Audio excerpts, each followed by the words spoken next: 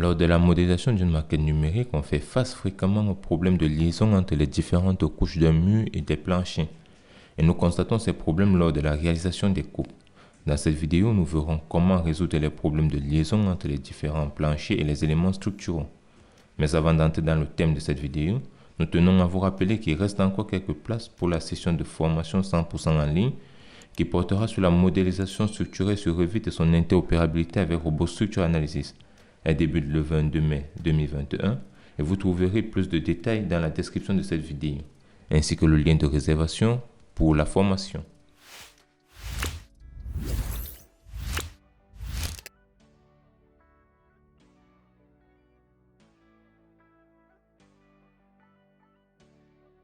Pour la réalisation de cette vidéo, nous allons réaliser un simple projet. On va prendre mur ou bien on va faire WA. Et lorsqu'on tape WA, on va essayer de créer les différents voiles qu'on utilisera. On va dire par exemple là, ça sera notre mur extérieur.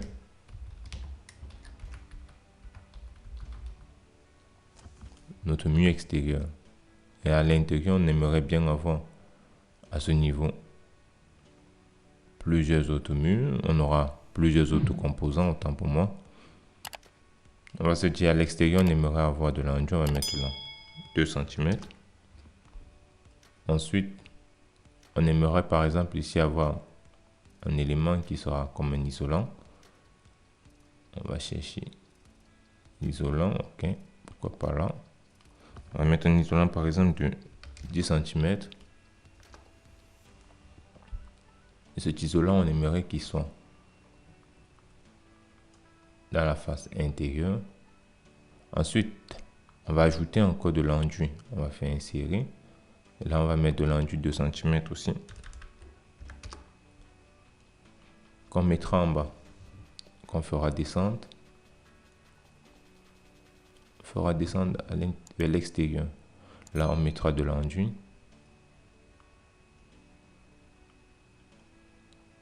Enduit extérieur, ok. Et là, enduit intérieur.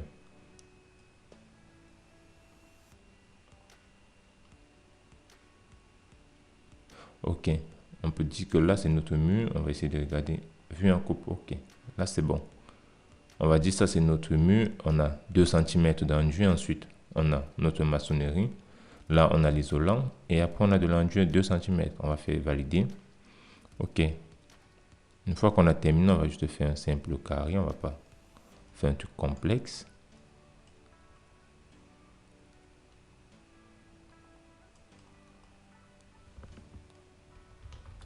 On va réaliser par exemple ce carré. Il fait grand. On va supprimer. On va encore faire WA. On va prendre un carré qu'on mettra juste là à l'intérieur.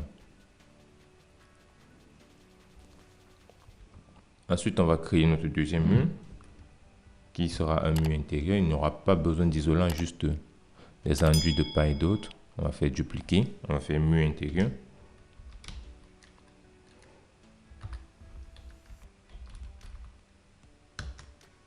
Et lorsqu'on crée les murs intérieurs, on va faire modifier. On va juste supprimer notre isolant.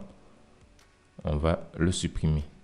Et là, par exemple, on va laisser les épaisseurs à 20 cm. On va venir à l'intérieur, on va créer des murs.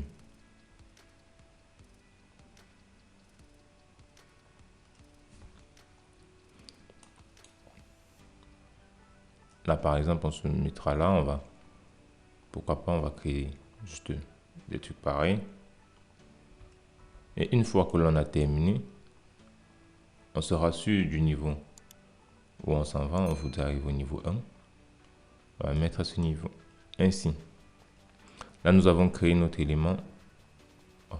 Là, nous allons plutôt modifier. On va faire modifier le type parce que nos murs, c'est toujours avec des enduits intérieurs. On va prendre un enduit intérieur aussi. On fait OK, OK. Et c'est validé. Une fois que nous avons terminé, par exemple, avec ceci, nous allons nous mettre au niveau 1. Au niveau 1, nous allons dessiner notre plancher. On va prendre un plancher simple. Par exemple, nous allons nous dire qu'on va commencer avec un plancher en béton juste. On va faire un rectangle.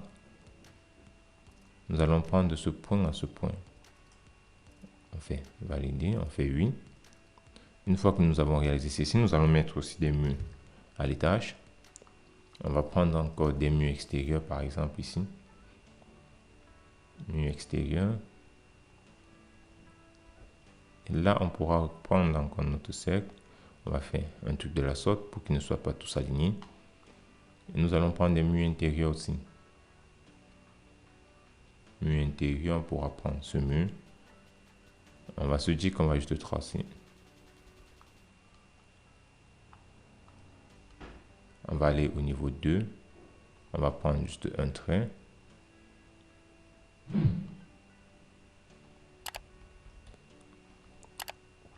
Ensuite, nous avons ça. Nous allons venir, nous allons changer l'apparence visuelle. Le niveau en fond de plan autant pour moi, pour juste avoir nos éléments. Nous avons par exemple ces différents murs que nous avons créés.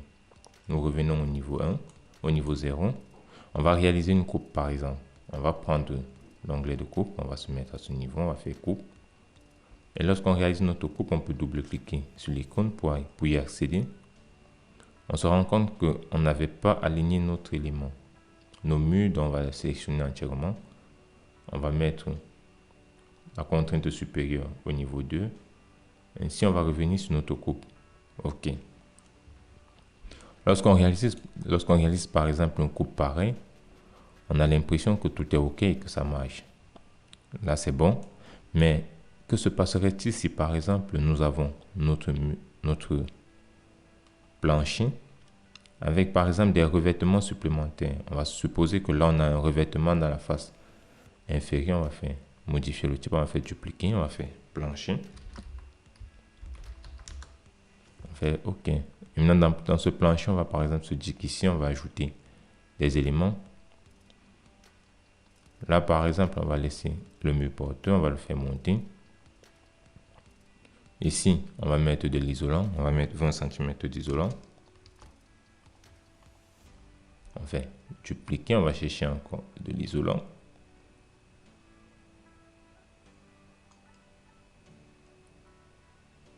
On va taper là, isolant. Sonnerie isolant. OK, on va prendre ça, 20 cm. Ensuite là, on va se dire qu'on aimerait bien avoir du faux plafond.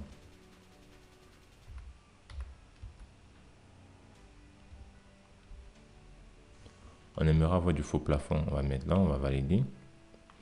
On veut avoir un faux plafond de 2 cm par exemple. On fait valider. OK. Lorsqu'on fait OK, qu'est-ce qui se passe? On se rend compte maintenant que notre faux plafond passe au-dessus de notre élément structurel. Si nous mettons par exemple au niveau des couleurs uniformes, au niveau des couleurs uniformes, on se rend compte qu'on a notre structure en béton qui est là, mais nous avons l'isolation au-dessus. Dans la réalité, ça ne peut pas se passer ainsi parce que les éléments structurels sont d'abord tous reliés entre eux et ensuite nous allons mettre des isolations après. Comment faire pour résoudre ce type de problème? Cela se passe lorsque nous réalisons la création de nos différents composants. On va sélectionner notre plancher, on va faire modifier le type par exemple. Et lorsqu'on entre dans modifier, on a ce qu'on appelle des fonctions. À ce niveau, il y a ce qu'on appelle les ordres de priorité par exemple. Qu'est-ce que cela veut dire? Si nous venons là, nous voyons que nous avons une maçonnerie. Elle est une structure porteuse ossature. Voilà pourquoi nous mettons porteuse ossature. Et si vous cliquez sur la flèche déroulante qui est juste à côté, vous avez d'autres fonctions. Et ces fonctions viennent par ordre de priorité. Vous allez voir que lorsque vous prenez une fonction ossature avec 1, cela montre que c'est un ordre de priorité. Après, on a le doublage, l'isolation, les finitions. Qu'est-ce que cela veut dire? Si par exemple, nous mettons deux structures qui s'entrecoupent et que leurs éléments ont pour fonction l'isolation, ont pour fonction porteur ossature, alors tous les autres éléments qui auront des fonctions inférieures viendront s'arrêter à elles. Ce qui fait que lorsque nous prenons de l'isolation, par exemple, nous allons mettre à isolant, qui est d'ordre 3. Et ensuite, nous allons venir à notre finition, qui est une finition, on va mettre une finition 2 parce que c'est de l'intérieur, c'est d'ordre 5. Une fois que l'on valide et qu'on revient, on se rend compte maintenant que nos éléments arrivent directement au niveau du mur porteur. Et ça, c'est ainsi que ça doit se réaliser. Mais lorsque nous réalisons par exemple cet élément et que nous regardons nos coupes, nous nous rendons compte encore que des éléments tels que les murs qui arrivent sur nos éléments, qui arrivent au niveau du plancher ne respectent pas cela aussi. parce que nous nous rendons compte que les murs, eux aussi, traversent y compris leur finition. Ce que nous allons faire, c'est que nous allons sélectionner le mur, on va revenir au niveau de modifier le type et on va regarder les fonctions. Donc lorsque vous créez un mur, il est important de paramétrer les fonctions des différentes couches. Là, par exemple, la première couche, c'est une finition. La deuxième couche, c'est la couche porteuse, qui est du béton. La troisième couche, c'est l'isolation. Lorsqu'on va mettre une isolation, la quatrième couche, c'est une finition 2.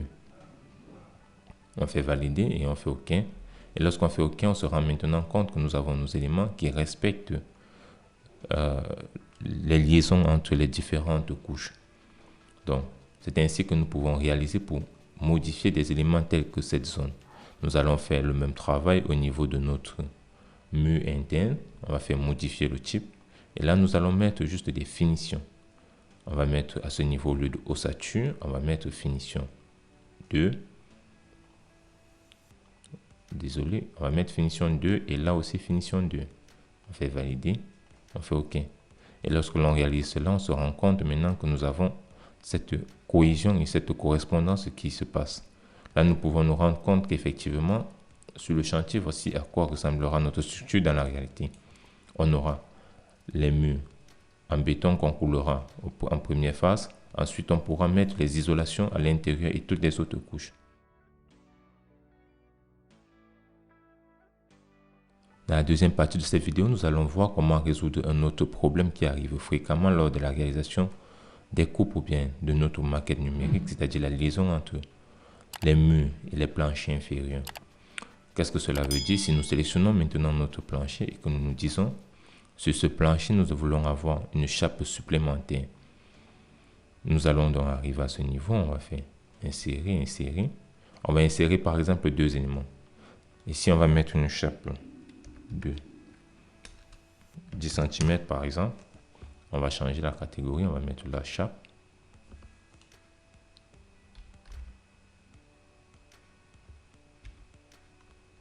On va mettre une chape là. Ensuite, là, on va mettre par exemple des carrelages. On va mettre des carrelages de 3 cm. On sélectionne. Fait modifier. On va prendre par exemple carreau là. OK. On a nos carreaux, on a nos éléments. Ensuite, on peut faire valider. On a des carreaux de 3 cm. Ensuite, une chape de 10 cm. Notre structure en béton, on va descendre à 20 cm. À 20 cm. Et là, on a de l'isolation 20 cm et tous les autres éléments. Maintenant, à ce niveau, on va prendre comme notre chape. La chape, c'est une chape isolante. On va prendre dans l'isolation. Ensuite, on va mettre à ce niveau définition. On va mettre OK. On va valider. Une fois qu'on a validé cela, on se rend compte que maintenant ici, nous avons nos structures qui arrivent avec cette forme. On va déjà laisser nos éléments comme elles sont.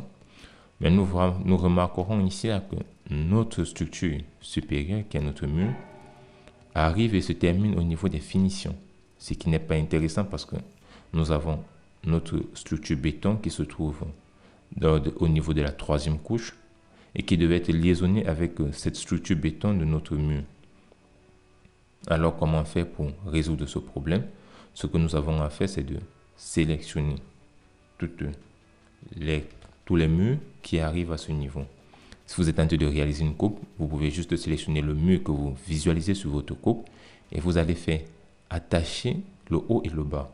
Et lorsque vous faites attacher le haut et le bas, vous sélectionnez attacher le bas. Vous allez sélectionner votre mur. Et lorsque vous sélectionnez votre mur, la liaison se fait de manière automatique. Vous remarquerez que les différentes fonctions s'attachent instantanément et de manière automatique. Ce qui vous permet d'avoir une coupe assez réaliste et qui vous permettra de réaliser de bonnes coupes et réaliser une maquette numérique correcte. Si vous avez aimé la vidéo, n'hésitez pas à liker, à partager et à mettre en commentaire vos différentes impressions. Nous tenons aussi à vous rappeler le tenu de notre session de formation qui portera sur la modélisation structurelle sur Revit et son interopérabilité avec robots. Nous y verrons différentes astuces et les méthodes de travail pour optimiser votre méthodologie de travail ou vous permettre d'apprendre à utiliser le logiciel Revit. Nous vous attendons massivement pour cette formation et nous vous donnons rendez-vous dans la prochaine vidéo pour de nouvelles astuces.